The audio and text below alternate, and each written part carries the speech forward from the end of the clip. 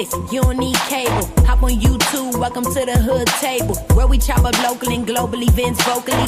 You don't really wanna miss out on these conversations. Just joke a little, laugh a little, get that wine in your system, fill your glass a little. Expose current events, talk trash a little. You never know, these opinions might clash a little. They addicted to the content, got them binge watching. You don't like it, then you want invited. Bet your friends watching in the house and your job parking lot before you clocking. They don't wanna miss a second of this HT content. Everybody think they got something to say, so it's an open invitation, bring it to the table. But if you come whack, just know we ain't buying in. We gon' probably turn you back and tell you sorry, try again. Yeah, welcome to the hood table. You don't need Netflix, you don't need cable. Yeah, welcome to the hood table. You don't need Netflix, you don't need cable.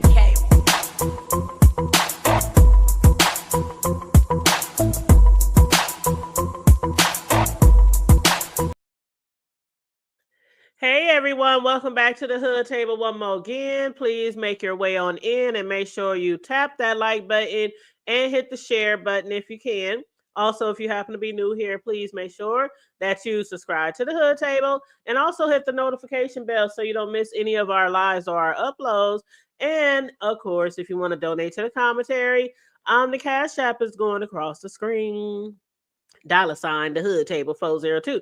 Or you can help me reach my goal by donating to the super chat. What up, 400? How you doing, boo? Good morning. Or should I say, is it still morning? No, it's afternoon. I'm tripping. Good afternoon, everyone. Good morning, I guess, depending on where you at. But yes, come on in. Make sure you guys like and share the video. Now, you guys, I have 2 shows that I'm actually going to be doing today. The other one is going to be on Big Rig's channel, and that's going to be from the block to the Hood Table segment. And this week is on Big Rig's channel, so we'll be over there. I will be dropping his link for the people who are not familiar with Big Rig's, but I'll be dropping his link before the show ends to make sure you guys head over there tonight and subscribe and support his channel. He is a really big supporter of the Hood Table, and we really do some great shows together on Sunday nights, and they are called From the Block to the Hood Table. So yes, what up, OG? What up, OG? Triple OG? How you doing? But yes, we are going to get into this review of BMF. We're now on season 4, episode 1. It premiered Friday, and as promised, I told you guys I'll be back by Sunday to do the review with you guys. From my perspective. Now, our show tonight on Big Riz is 9 Central Standard Time, which will be 7 Pacific Standard Time. So I'm getting this show out the way early so I can have some time in between both of the shows. But again, make sure you guys like and share this video as we get into this. Again, as normal, with the link, I'll be dropping a link at the end of my little review so that you guys, if you want to chime in on your thoughts on the show or the review or anything like that, the different characters, you are free to do that at the end of the show. Now, OSF for Black Mafia Family. Black Mafia Family. It's this show on Stars is called BMF, and it's based off of true lives of Meech and his brother T from Detroit as they walk through all the drug games. They were dope dealers. They were big drug dealers, big like king lords from their area. And it just goes through all the different areas of their life, their ups and downs, leading up to the point where Big Misha T was arrested and, things like that. So it just chronicles their life, as they, took over the streets of Detroit and across the country and other countries too. So yeah, it's a really good show. If you haven't been watching it, it's only like 10 episodes per season. So it wouldn't take you long to get caught up because we're just on season 4. So you can easily binge watch seasons 1, 2, and 3. And I promise you, you will not be disappointed. I promise you. So anyway, but what we're going to do first is reflect on the last episode of season 3.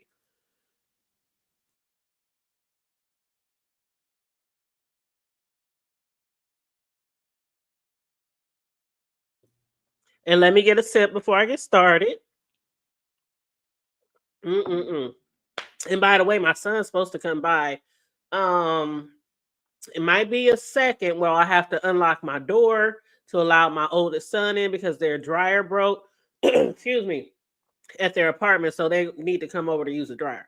But anyway, I told him just text me because I might be live, so he's going to come in, throw some clothes in the dryer. I don't know if he's going to sit around with me or not or leave.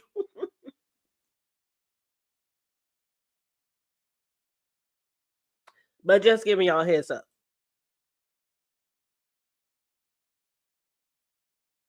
So let me pull up my notes.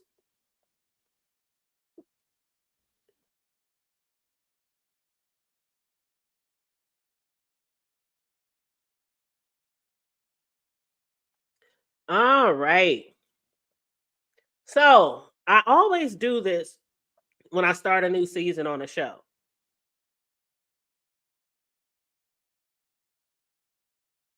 I always do this when I start a new season on the show because it be like a whole damn year, usually since we saw the last season. And some people be like, damn, I forgot what the hell happened or how it ended or anything. So I always go through just a little brief explanation of the last season, just the last episode, really. But yeah, they said this is going to be the last season. And I would think that it would be fitting because of where they are in the show. Like, the status of where the guys are, just entering Mexico and all that kind of shit. So it really isn't too much more that I think that they could show leading up to the time that, they were arrested. So. But okay, so for the people to get you guys, some of you guys caught up, last season, I think it was it season 10? Hold on, I think it was, hold on one second.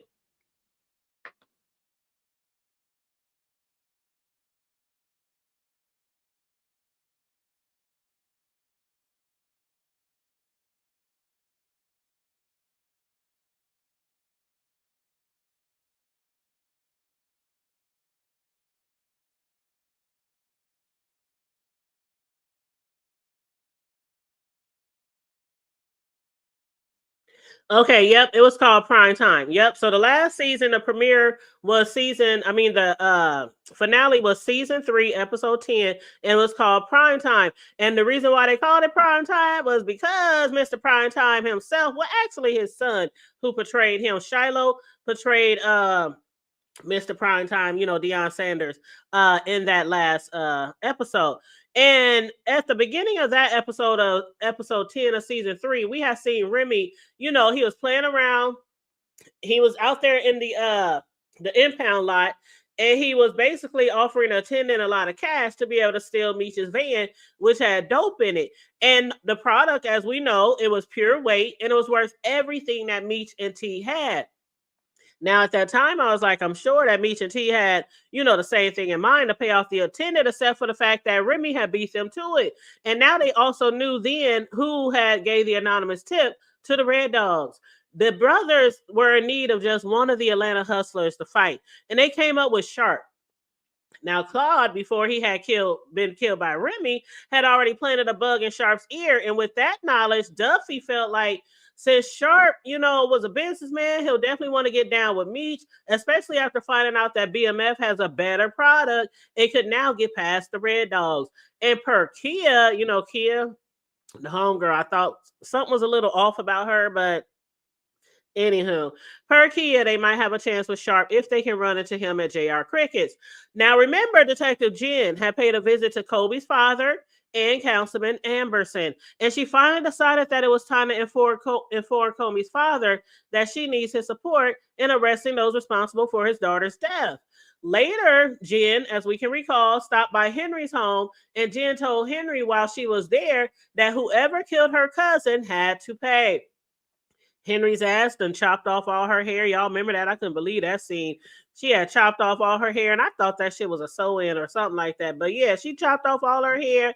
And Henry, she had plans of taking down T once and for all. And of course, Jen, who she was sleeping with, who was also trying to set her up, already knew of Henry's plans. But before they could continue the conversation, Blade, Henry's father, called to relay Henry who Jen was. Man, was she pissed.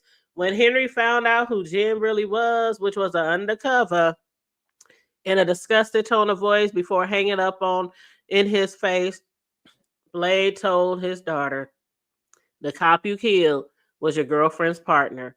Councilman Amberson had a meeting with Detective Jen, and she told him she's building a case against her." But see, at that time, Jen didn't really know that Councilman Amberson had anything to do with Blade. So Blade was like, our entire organization is at risk because of your poor judgment. Not just a poor judgment, but another one. Because, he was always going in on his daughter Henrietta over one thing or another because she was always making some poor or bad decisions. And next thing you know, Henry had her hands wrapped around Jen's throat, literally trying to kill her. But thanks to the wire placed inside of Henry's cane, detectives rushed in, tag team that crazy bitch. And fortunately for Henry, this time she was able to escape with a bullet in her leg nonetheless. Do y'all think we're going to see from Henry again this season? She is definitely a gangster. Definitely a gangster. But y'all let me know if y'all think we're going to see much of Henry this season. But after the brothers had left the impound to figure out their next moves, T received a call saying that Hoop had just got lit up. And according to the streets, as T probably had already figured, Henry was behind the shooting. T could no longer keep from Meech what war he had been fighting in his absence, and Meech didn't know much. But after hearing that Hoop was shot because T convinced her connects to cut her off, Meech gave direct orders. "You got to put that bitch down, T. Put that bitch down." Meech ordered from his little brother.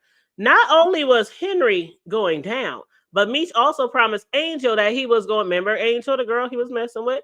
Promised Angel that he was going to make Remy his bitch. First thing first, though, T requested from the Connects to convince Henry to start buying product from them again.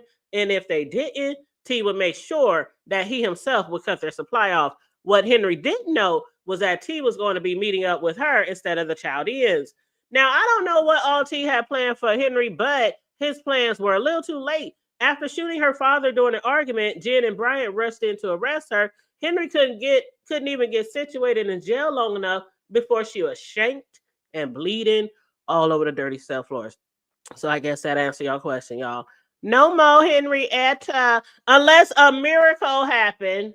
Unless a miracle happened. But as far as we know, she's good as dead.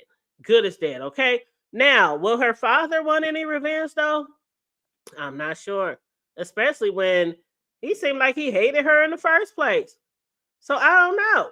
But during the evening when they was like parking lot pimping at JR Crickets, Meech was approached by Sharp. Now we all remember that scene. According to Sharp, he was thinking about getting down with them until he found out that Remy stole their vans. Sharp was evidently unaware that the product was in a safe in each vehicle that nobody could get to. Remember, they had somebody hook up their vehicles with the safe so that it was a foolproof safe so that nobody could get to weapons or drugs.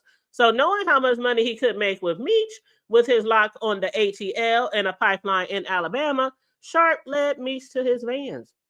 And with Meech now in possession of his product, they still have to figure out how to handle Remy. Meech set up to meet with Sharp and other dealers to discuss business, which included them making a buttload of money if they got down with him. And who walked in on the meeting he wasn't invited to? Remy. Of course, Remy was always walking into shit that he wasn't invited to.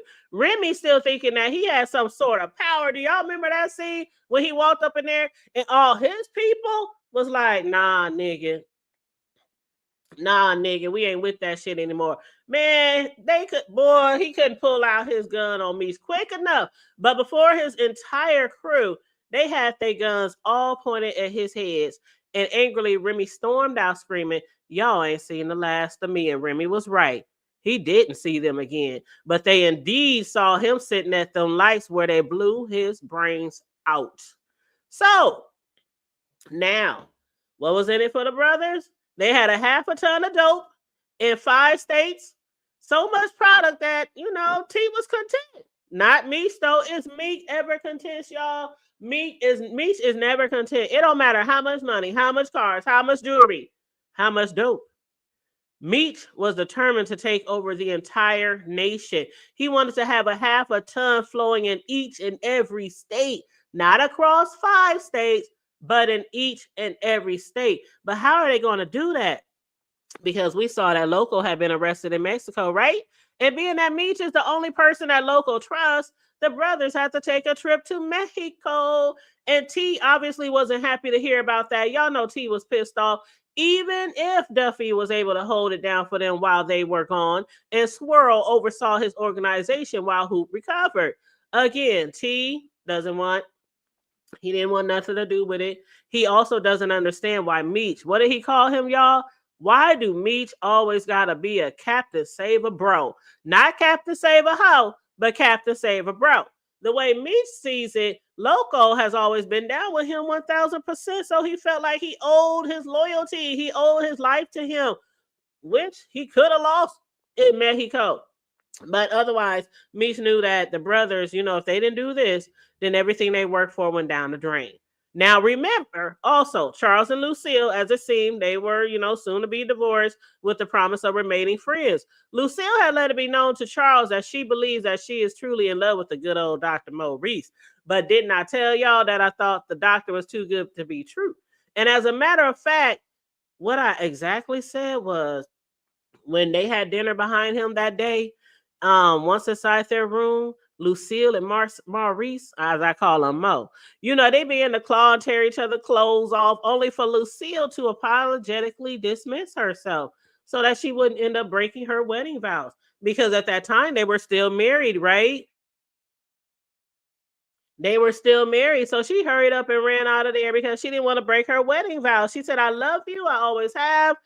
He said, I will always wait for you no matter how long it takes. That's what Mo told her. Now, I don't know how much longer Maurice could hold off. It all sounded good, though. Still, yet, I couldn't help but, feel like there was something up with that Maurice. I didn't know what it was at the time, but I believed, and I had told y'all that I believe he had a family somewhere, or maybe even something worse. He just seemed too good to be true, right? And if that is the case, I had hoped that Lucille didn't do something that she later regret. And I was right. I was absolutely right. Now, I thought Lucille was absolutely done with Charles, but she was kicking herself in the ass for falling for the doctor.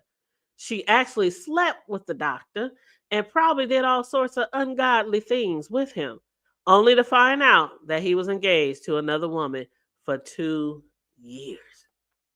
He had been engaged and finally revealed that to her. Y'all saw how fast Miss Lucille ran out of that room. She could barely get her clothes back on. But yeah, she took off up the offer and decided to become assistant pastor. She's like, fuck that. I'm going to leave the devil behind. I'm going to keep my eyes on the Lord, on the prize that she told her husband. The only man for her is Lord Jesus Christ himself, the heavenly Father. So she took off, became assistant pastor under Pastor Keisha Fleming, like she had asked. Now, moving on to season 4. Season 4. She got the hell out of there, y'all. I was like, she didn't drop draws. She didn't drop draws. It took a couple of times, but he finally got her. And then go turn around and tell her, I've been engaged to a lady for 2 years. Man, she felt so stupid. Which I know a lot of women can probably, have probably experienced, that feeling like, why was I so dumb? But anyway, so season 4, y'all, kicked off last Friday. And at the end of season 3, again, we had saw how both T and Meech had set out to Mexico to help free Loco, a big drug pen from jail. And again, even though T didn't understand why Meech has to be the one to carry out this task, according to his big brother, Meech owed Loco again for his loyalty. T, on the other hand, was big mad because the way he saw it, they are 2 black men in a foreign country out in the middle of nowhere trying to complete an impossible task, which he thought was trying to break a fucking man out of jail, a kingpin, no less, out of jail. And T was also worried about being caught up by the cartels, knowing that the cartels are lawless. Okay? That damn Meech, though, as usual, he wasn't afraid of nothing or nobody. And as T was narrating the show at the end of the last season, he stated at the end that although me and Meech had our differences, one thing for sure was that, bro, always made sure every day was a motherfucking adventure. These are T's words, y'all. He said, and little did we know, we was about to go on one of the wildest, most dangerous rides of our lives. And they had boots on the ground in Mexico, right? The show opened up this season with them boots on the ground, running for their life from a hell of bullets from the police. And at first I was like, who is that woman that the brothers are running with? Was y'all like that too? I was like, who is that woman with that crazy ass? Man, I was cracking the hell up once I realized that was Loco. In a wig, in a dress. Child, I was dead. I was dead. I was like, that's Loco in that wig. T and them was cracking up too. They was like, man, you ain't never ran faster than you did in a dress. Calling him ugly, the ugly ass woman that we ever see. You know, the craziest ass disguise we just ever see. You a ugly ass woman, nigga. But before they could really take it all in, they had literally just helped a drug kingpin escape from jail. Meech found himself fighting for his life from a damn snake bite. One of the most poisonous snakes had bitten his leg. But Loco, you know, from the area and knowing some witch doctors and shit like that, they was able to find somebody who used some type of, you know, I don't know what the fuck they used. He cut some leaves or did some shit. And they fixed him. They managed to fix him. And Meech jumped up like he wasn't bit, like he wasn't like minutes away from being dead. They found some type of venom, you know, some type of potion or something, and rubbed it on his wound, and he was up running.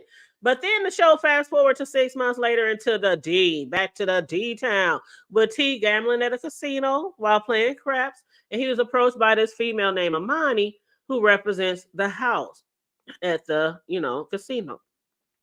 And being very, very familiar with all the big players, she knew exactly who he was and gave him a personal invitation to a private game the following week. Now, T, he has been forced to gamble and try to make money at the table and playing craps and shit because of all the L's they've been taking. They were losing money left and right. Jay Pusher, you know, in the Lou, he had his product, but he wasn't going to pay for it. And while that was going on, he wasn't giving it to Duffy in Atlanta. And on top of that, Sharp found out that Jay Pusher ain't paying, which led to the Bama's payment coming in short and late. So T was feeling really disrespected by Jay Pusher and started to formulate a plan of his own to get some muscle to bring Pusher from the Lou to the D. But little did he know, Pusher was coming to town. He was on his way to town. He was coming around that mountain. He was coming soon. He had no idea though. But he was working with Meech because Pusha wasn't really fucking with nobody out of the, you know, area. No, nobody who wasn't local except for Meech. So T found out a little later. But while he was stewing over that shit, Lamar, child, I'm so sick of this ugly ass nigga, y'all. I'm so sick of Lamar. What's up, Kimberly Black? I know I'm not the only one that's so sick of that damn Lamar. This motherfucker was in rehab. He been in rehab for 90 days and 90 nights, okay? And he was up there singing at the piano, playing a song at rehab. It was his graduation day. You know the name of the show was called Graduation Day, but it wasn't only for their sister Nicole. It was also for him as well, graduating from 90 days of rehab. Now, I was really gagged when I saw him playing at the piano and, you know, up there singing We Shall Overcome. If that wasn't the funniest shit, and then you can tell that it wasn't his voice. You know how people be lip singing? You can tell it wasn't Lamar. I was like, that the voice don't even look like it would come out of his mouth. But anyway, he was up there singing We Shall Overcome at one of his court order rehab meetings, the last one, by the way. That nigga was really trying to convince the others that in the past 90 days of rehab, he had changed and that he was ready to lead a meaningful, law-abiding life, which we knew was a crock of bullshit, right? Miss Joanne, however, extremely impressed, stood up saying, who needs Ray Charles when you got Lamar Silence? Like, everybody's like, hey, boy, we didn't know you could sing and play the piano. But anyway, afterwards, Lamar gave a little graduation speech saying how addiction had once had him down, but nothing will ever beat him again. And too bad Mrs. Joanne had no idea that Lamar was in no way about to lead a law-abiding life today, tomorrow, or any other day. Now, y'all tell me what y'all think about Terry and Markeisha. Now, I'm going to talk a little about the real Markeisha or the real Tanessa. Markeisha is played by Tonessa Welch. And I don't even know why they named her Markeisha in the show. Everybody else, I don't know. T and them got their names, of course. So I'm gonna just assume that a lot of the drug dealers and people in the show, of course, they're not using their real names. So even though we know that Markeisha is playing her, I don't understand why they just give.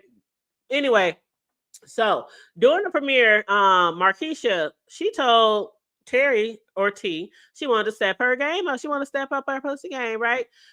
She explained this to T because on numerous occasions she has came through the clutch for T. Not only did she get him out of that CPS situation, which I still think was a little bit shady, and I still think that she had something to do with that, but she also had told her husband Boom to expand the West Side and switch from H to Coke.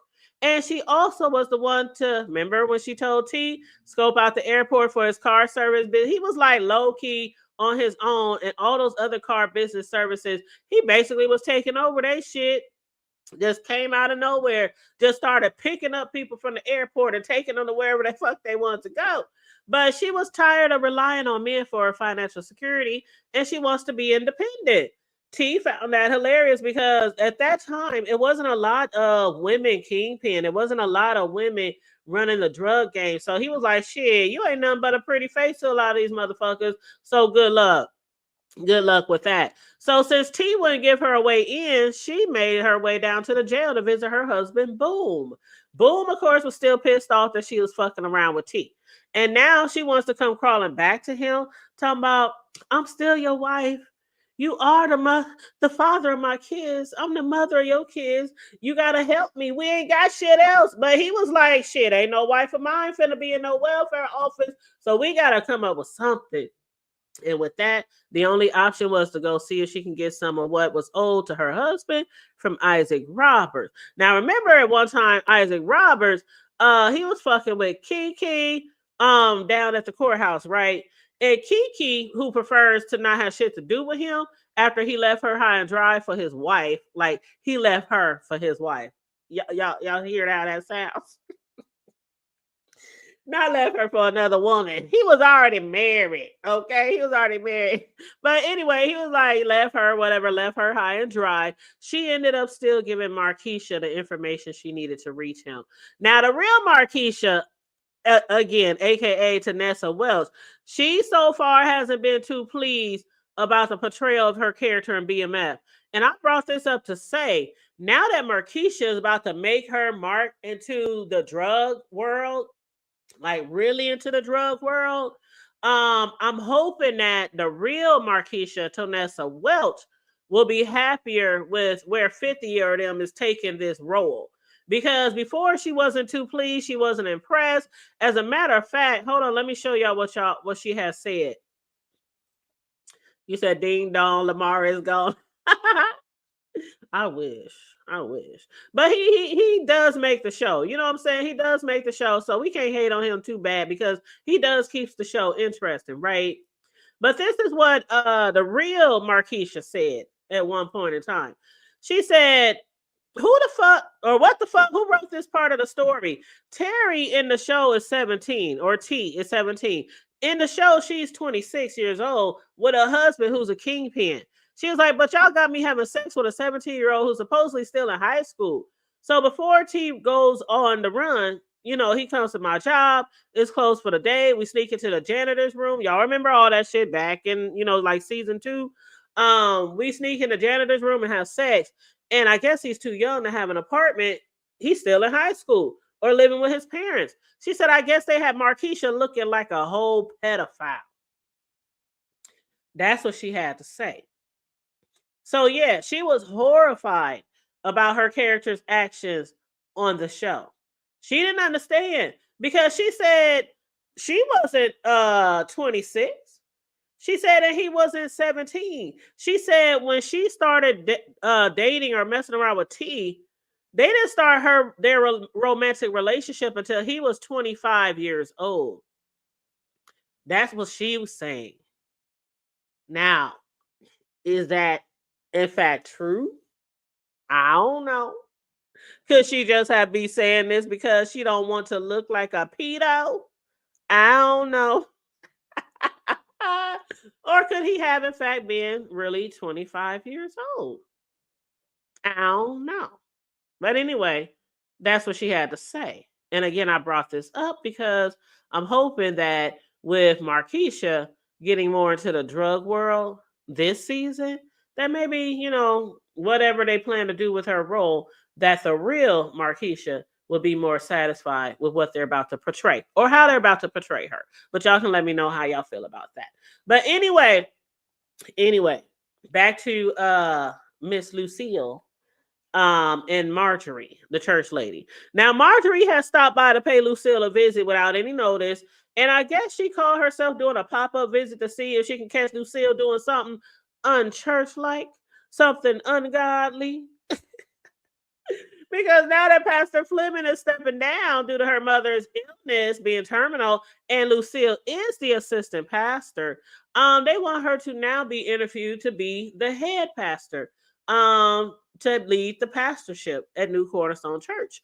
And even though the interview is the same day as Nikki's graduation, the church needs to have somebody in the pulpit by Sunday. In other words, it's God before family, Lucille. Mm-hmm. And you better know this. You know how to tell. I told y'all about stories with my church. It was always God before family, and usually in a bad way. A lot of churches try to use that God before family, but it's really them before the families, their parishioners' family. But Lucille, she had been trying to manage her house while her ex-husband Charles had been on the road because they are divorced now, and he's been traveling with his band.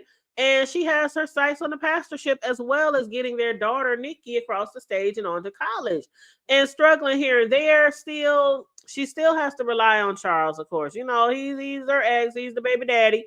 Even though he's traveling, not making a lot of money right now, he still managed to come through for Nikki. You saw how Lucille, she was like, damn. See, this was way back, like in the 90s.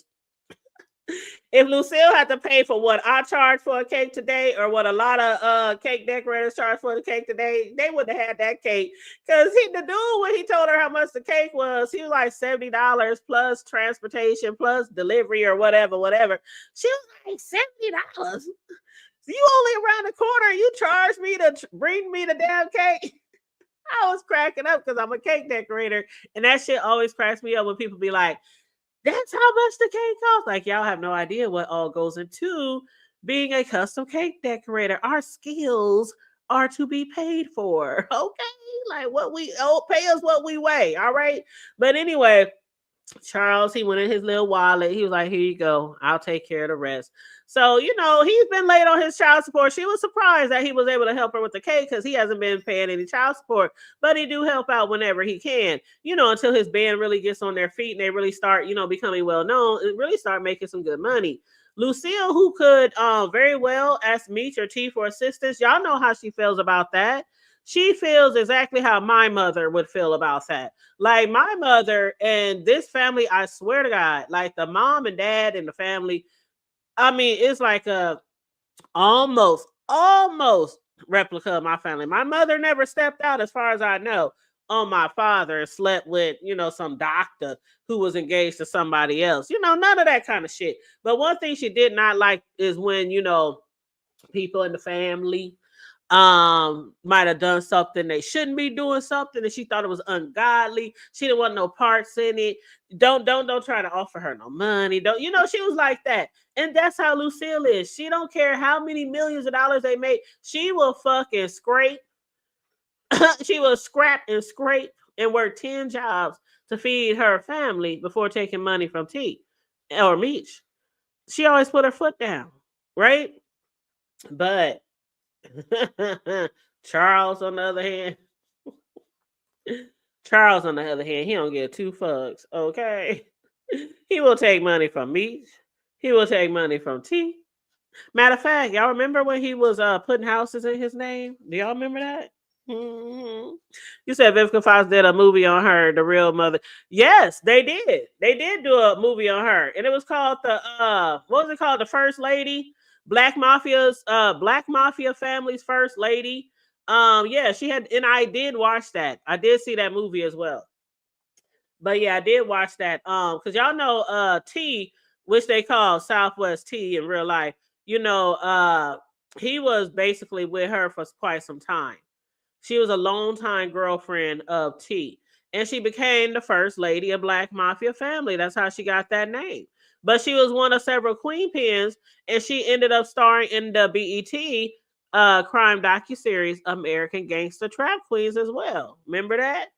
But yeah, so a lot of people know who she was, and if they didn't, they saw her being portrayed on her own show, on her own movie. So I really enjoyed that. I thought that was pretty interesting. You know what I mean? So again, though, with the way she has been portrayed in the past on this show, she wasn't too happy with. So I guess the main thing was the age difference. You don't want to be like no pedo. You don't want people to think you was all thirsty for no little kid, for somebody's kid, even though he was 17. But still in the eyes of the law, 17 is still a kid in some states. But yeah, she did appear on her own documentary or docu series. But yeah, T, as far as T and Meech though, they never stopped spoiling their sister, even though their mom didn't want to accept any of their drug money. And y'all saw that beautiful, expensive necklace they gave her, which I thought she deserved. Y'all know all the shit that Nikki been through with her family. Like a lot of times she felt like nobody saw her. She was unseen. Like nobody cared for her because the only people that her mom and dad really, really worried about or thought about most of the time was T and Meech because they were always scared for their lives or scared they was going to be locked up or scared they was going to get that phone call saying one of them dead, things like that. So I felt like she deserved that. And then remember the shit that happened when her friend got killed? Remember her good friend he had got killed in the alley or wherever they was outside? So she been through a lot of shit. She been through a lot of shit. So, the least they could do is spoil her. So she got that little expensive necklace. She's headed to Morris Brown. Her man is headed for Clark. They won't be too far from each other. Now Lucille might be set in her ways when it comes to religion, but Charles, again, who has always taken money from his sons and even put homes in his name for his sons, just wants them to be safe. And in asking about Meech, who's been gone for 6 months, T did assure him that, Meech was in Mexico on business, but is he safe? Charles asked. I hope so, was all T could say. That's all he could say was, I hope so. But while giving her going away speech at her graduation party before she could finish, who walked in? None other than the big homie, her big bro, Meech. And to say Lucille was excited to see her son along with everyone else was an understatement, except for T. T, of course, he was looking like, I know this motherfucker didn't just walk through these doors at our sister's graduation party. Why? Because I guess he felt like he would have known if he was coming. Like, we brothers, we boys, we in business together. You couldn't give me the heads up that you about to, but Meech, he always got to do the big one. He came in there surprised, took all the shine off of his little sister. All the shine went on to him. And not only that, who else showed up? B to the motherfucking Mickey. Now that surprised me. I was not expecting to see Big Mickey pull up on the fam as well. Talk about awkward. Everybody was looking at him like, why are you here, nigga? We ain't got shit to do with you. That was the last person. Well, maybe not the last, but that was one of the last persons that they would expect to see at the party. But, it is what it is. He came and dropped off a little gift. Meech continued spoiling his little sis, walked her out to her new car while T was walking away from the party. Now, see what had happened was T had received a phone call that Pusha was not only in town, but at their restaurant. This nigga done pushed up on them and showed up at their restaurant looking to speak with T. Now, T was like, he said, I think the name was the real queen of BMF.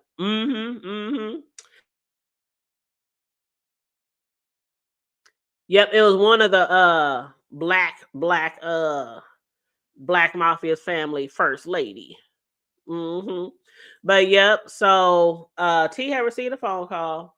He head off, he left, he bounced, he went to the restaurant. Pusha wasn't there to hand T over the money though, like T assumed. T was ready to stomp a dog hole and Pusha, but of course, Meech, always playing Captain Save a Nigga, showed up to prevent that from happening. Now, Meech claimed that Pusha only came into town to pay Meech so that the brothers can expand their business, and that only infuriated T even more. Why? Because T is sick of Meech always making plans without him or excluding him from the details of his moves. And next thing you know, instead of T stomping a hole in Pusha, both of the brothers was moving furniture all over the restaurant. They was tearing each other up. But when T pulled that knife out, they was like, what the fuck you gonna do with that shit? He was gonna do a lot of shit if they didn't get the fuck out of his restaurant. He was like, including you, Meech, get the fuck out of here before he starts slicing and dicing. But the brothers did meet up later for Meech to split their cut between them, only to be facing a hell of bullets. And I'm telling y'all, this the truth. I was sitting here with my son. I'm on one couch, he on the other couch. We watching on the big screen. And when we saw the hell of bullets while they was splitting up, the Meech was like, here's your half, here's my cut, here's your cut. I turned to my son Cameron and I said, that's Lamar.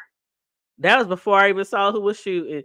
And then before I even saw who came through in the clutch for them, I turned to my son Cam and I said, and I bet you that's B to the motherfucking Mickey. And before the homeboy got there, Lamar was trying to light their asses up clip by clip by clip. Me talking about, man, we should have killed that crackhead when we had the chance. Lamar, crazy ass, man, he was looking all crazy like he always be, like he's still on drugs, even though he's supposed to be 90 days clean. Lamar was pointing that gun at them and gritting through his teeth, talking about addiction is a powerful drug, motherfucker. And y'all boys thought y'all won, but I beat my addiction. And before he could continue going off, here come my boy B to the motherfucking Mickey. I like B Mickey. I know he done some things in his past that wasn't so trustworthy. He may not have made the best decisions when it came to meeting them, the BMF, the family. But B Mickey, he just happened to follow them from the party because he wanted to have a come to Jesus moment. Instead, he basically saved their asses from going to actually see Jesus. Okay? And it was still like, fuck you, B Mickey.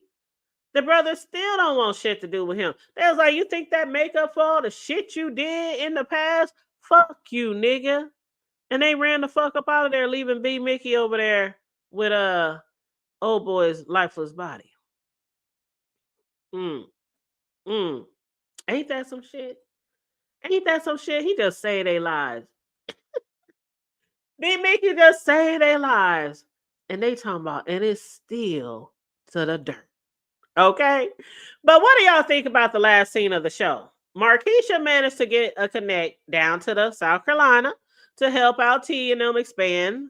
But at a meeting, we saw Milton's father, Abe, sitting in a circle describing his feelings on his son's murder and seemingly wanting to avenge his son's death.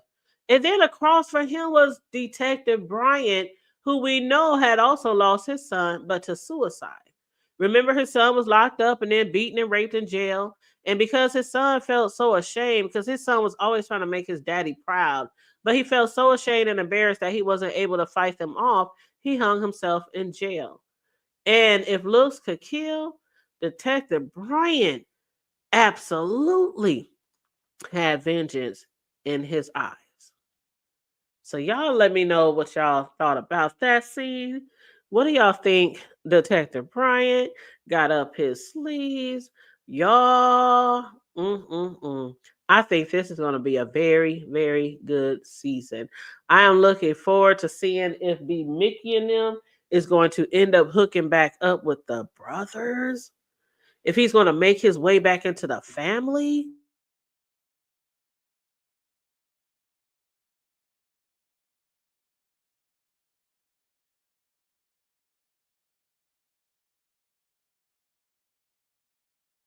One second, y'all.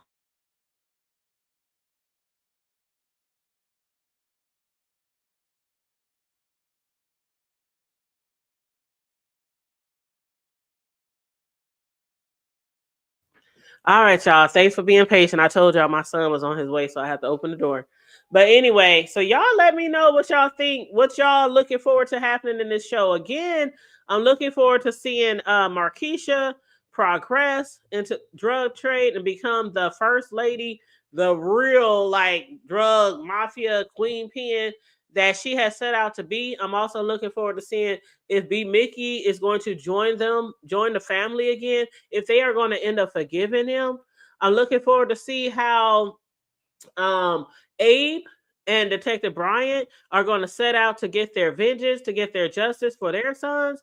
And also, I'm looking forward to seeing if Blade is going to try to get any vengeance for his daughter. Even though, again, with Henry, he really like she disgusted him most of the time. He hated her most of the time.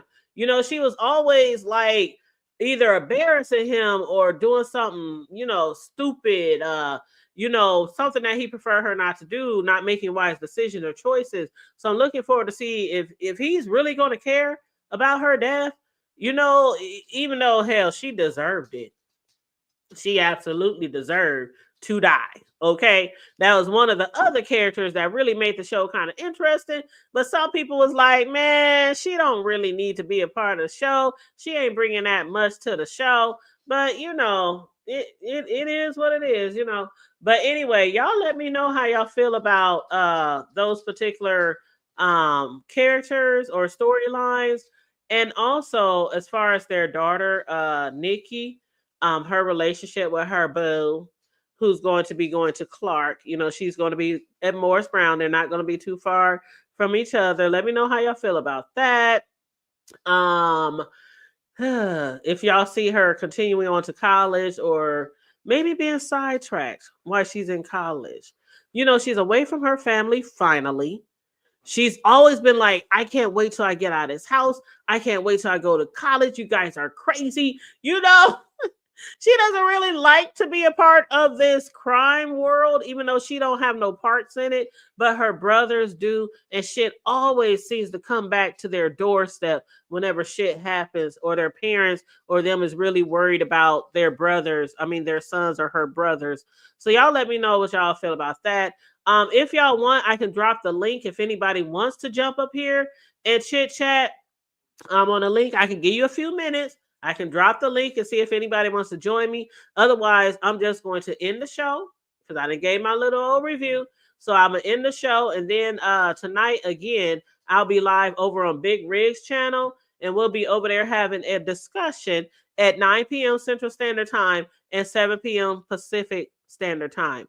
So let me go ahead and drop his link as well. I'm gonna drop the StreamYard for anybody who might want to join me up here for a few minutes. And then I'm also going to drop Big Rig's link. So just 1 second.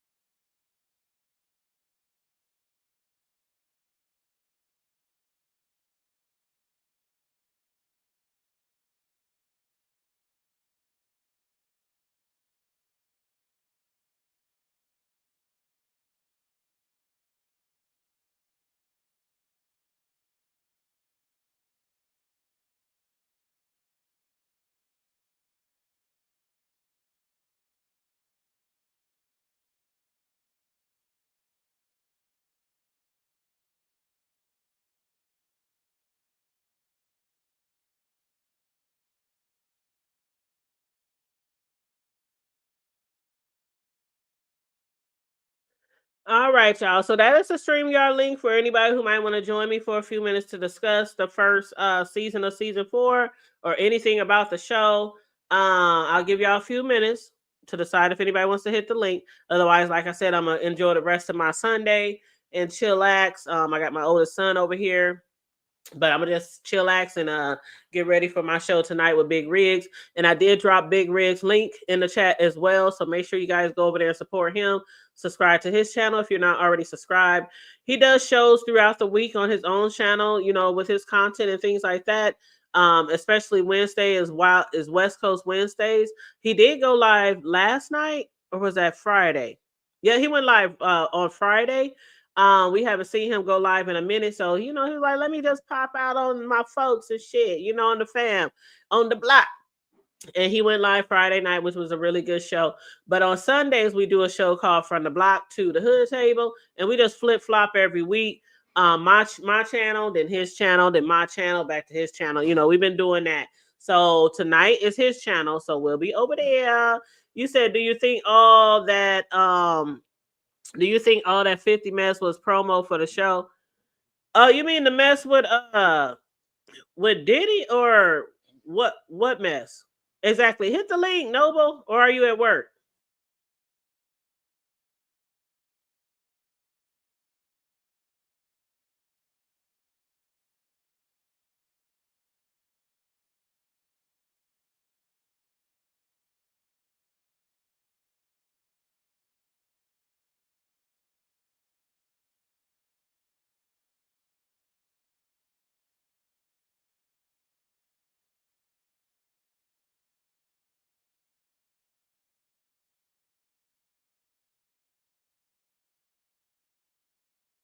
What up, bro? What's up, Hood Table? How you doing, Mama? I am doing so good. How are you over there? I'm all right. Had a long night last night on the lemon panel. Oh, I went over there for a minute. I be so lost in the conversations going on over there. So I be peeking in and then I be peeking out. Yeah, I think it's best to just peek in, and pop in and pop out, because you stay there too long, you get caught up in all that shit over there. I know. But shout out to Lemon and his chat, child. But anyway, what's up? Now, what was you talking about in the chat? You talking about the 50 mess. Now, you know 50 be in some shit all the time. So I was trying to make sure I knew what you're talking about. With him with Lil Meech and Big Meech and all the snitch allegations, and him with Rick Ross and all that, do you think that was like really promo for the show, or do you Well, think that? now that I think about it, because remember we did talk about that before, and people were like, "Oh, the show that going." I said, "Well, but we got a whole nother season, and if there was really some big beef, I would think that his son would have backed out the show." I don't know. I don't know. It could have Yeah, just been, you know, promo, you know, and then Big Meech just came back from the joint. Um, I don't know. I don't know. What do you think? I think that is, I think it's a lot of promo, but yet I think it went overboard with the snitching allegations with Tammy, and then Cuffy came out. I think it wasn't intended for all that Cuffy stuff to come out, but I think it was really like promo to boost up the show and everything. I just think it got out of hand with the Yeah, trolling. And I yeah. happened to watch because I didn't even know it came out last night. So I watched it, and it was a pretty good show. I liked it. It was Mm. really good. It then be Mickey coming back, and he got a Yes. Yeah. baby, and How do you feel yeah, about no? How everything like? How do you feel about B Mickey come back? I was excited. yeah. B Mickey was the day one. He was the I hitter. He know. was the one with all. He was protector of the BMF brand for real, for real. You know Yep. what I'm saying? But him getting caught up with the cop, you know what I'm saying, having to wear the wire and blew they trust.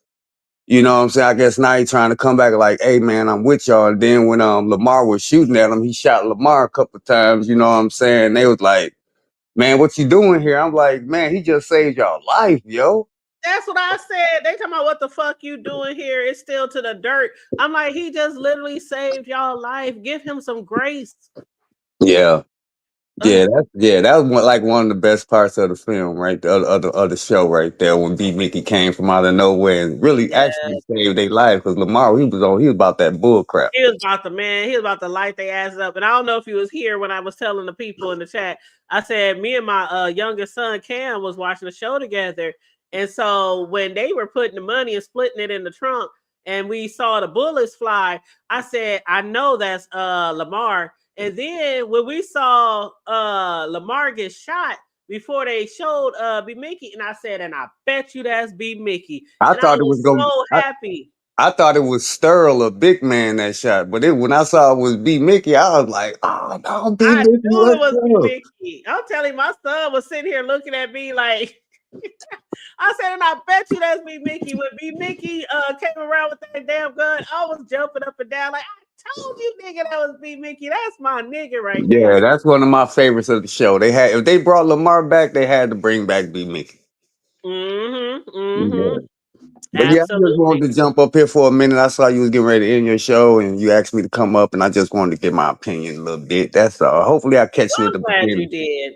You know, I rock with you, Hood Table. You about the only one that I really genuinely rock with on this album. You know I fucks with you too. You my nigga. Oh yeah, no doubt. You have a good day, Hood Table. All right, you too. All right, peace and love. All right. See you later. All right, y'all. So I guess we're gonna wrap this up. I'm gonna get over here and find me something to put in my tummy because I literally didn't wake up to about I was up late last night watching. What was I watching? Oh, I know what I was watching. I was watching She the People on Netflix. Oh my gosh. Now y'all already know when I come across a good show, I gotta let y'all know. And I watched the whole season of She the People. At least I think it's the whole season. Maybe it might be a few more episodes. Let's put it this way. I watched all the episodes of season 1. So I don't know if it's some more episodes coming or not, or if that was the end of the season. But I watched She the People. And I was up all last night watching that shit. But that was good. I really, really, really like that show. But it's another sitcom and it's produced by Tyler Perry. And one thing I can definitely say, now y'all know I like Tyler Perry, and I have reviewed many of his TV shows, many of his movies. And we've always talked about, the script. The script sometimes be really corny, right? But this show, I'm telling y'all, I ain't even gonna hold y'all. I'm not even gonna lie to y'all. The Hood Table, I'm keeping the hood now. It's a really good show.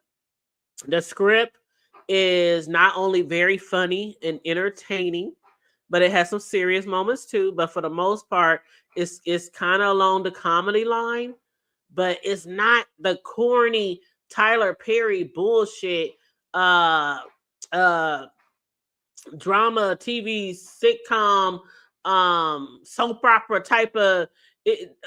I don't know if somebody else is writing the script, but this was a really good show, and I watched every episode of She the People. I binge watched it. That's why I was up late last night. So I didn't get up this morning till about, I'm gonna say maybe 10:30 or 11. I woke up and I was like, hold on, let me get ready for my review of BMF. And so I didn't put nothing in my stomach. I had some water, I had some juice. But I'm gonna go over here and get me something to eat, put something in my I didn't cook, so my boys, one of them, the youngest one is at work, the other one just stopped by. He's on his way to work. So ain't nobody here but me. And I'll probably put a sandwich and some chips in my mouth or my tummy or something. But anyway, you guys, I hope you have a wonderful, wonderful Sunday. I hope your week is blessed and prosperous as we get into the next work week for those of y'all who do have to punch in and out. But I hope you guys enjoyed the review, the little recap on the last season, and then the last season finale, and then the premiere of this season. So I hope you guys did enjoy the review and the commentary. Please make sure you like and share the video if you haven't done it already. Please make sure you also share if you can. Subscribe to the channel if you're not already subscribed, please and thank you. If you want to donate to the commentary, it's $, the Hood Table 402 on Cash App, or you can hit the super chat button. And on that note, in the meantime and between time, if you haven't already, subscribe to Big Rigs. I did put his link in the chat. Let me click on it. Where is it? Here it is. I did put his link in the chat. That's where we'll be tonight over on Big Rigs. We're going to be having some grown folk conversations over there. 9 p.m. Central, 7 p.m. Pacific. Okay. But wherever you are in the nation, again, I hope you guys have a wonderful day. I'm looking forward to seeing some of y'all over there tonight with us. Stay safe. Be blessed. Remain vigilant at all times. And always remember to keep it hood. I'm out. Bye.